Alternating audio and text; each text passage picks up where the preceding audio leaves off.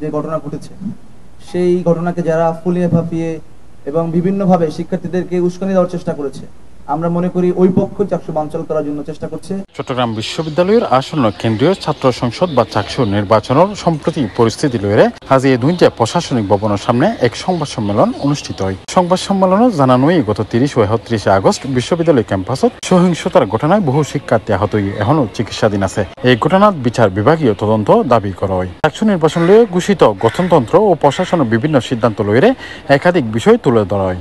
এর মধ্যে আছে লিখিত প্রস্তাবনা গ্রহণের পর প্রশাসন শিক্ষার্থী এবং ছাত্র সংগঠনের সাথে কোনো আলোচনায় না বসে নিজেদের মতো করে গঠনতন্ত্র সংস্কার এবং সংশোধন করেছে। চাকসুর গঠনতন্ত্রের সভাপতি হিসাবে উপাচার্য মহোদয়কে একচ্ছত্র ক্ষমতা দিয়েছে, যা নির্বাচিত প্রতিনিধিদের স্বাধীনভাবে কাজ করতে পদে পদে বাধাগ্রস্ত করবে বলে মনে করি। যুগোপযোগী প্রয়োজনীয় ক্যাম্পাসের সাথে প্রাসঙ্গিক অনেকগুলো সম্পাদকীয় পদ রাখা হয়নি। অধিকন্তু প্রয়োজন নেই এমন অনেকগুলো পদে সহ সম্পাদক পদ যুক্ত করা হয়েছে। প্রশাসনকে গঠনতন্ত্র সংস্কারের মাধ্যমে প্রয়োজনীয় সম্পাদকীয় পদ বৃদ্ধি করতে হবে। 4, দপ্তর সম্পাদক পদটি কেবল পুরুষের জন্য বিশেষায়িত করে দেওয়া হয়েছিল, অথচ প্রশাসন যখন ছাত্র সংগঠনের সাথে বসেছিল তখন এ নিয়ে কোনো আলোচনাই হয়নি।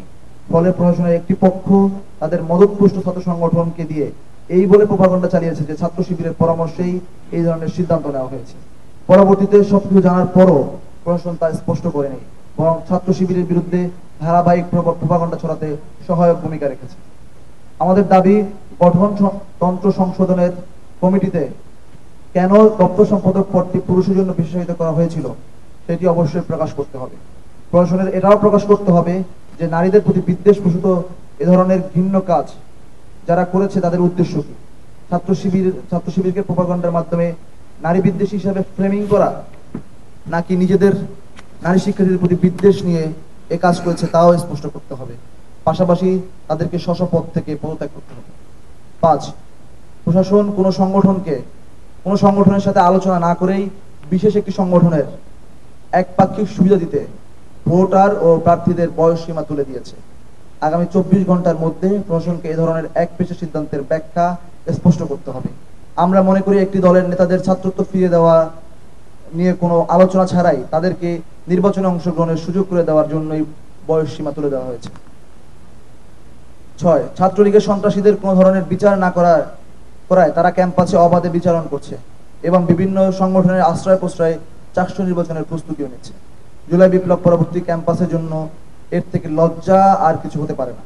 অপরাধীদের বিচারের জন্য বিজ্ঞান অনুষদের ডিন প্রফেসর ডক্টর আলামিন স্যারকে প্রধান করে দায়িত্ব দেওয়া হয়েছিল, কিন্তু লজ্জার ব্যাপার হচ্ছে তিনি অপরাধীদের ন্যূনতম বিচারের আওতায় না এনে জুলাইয়ের সাথে বেইমানি করেছেন।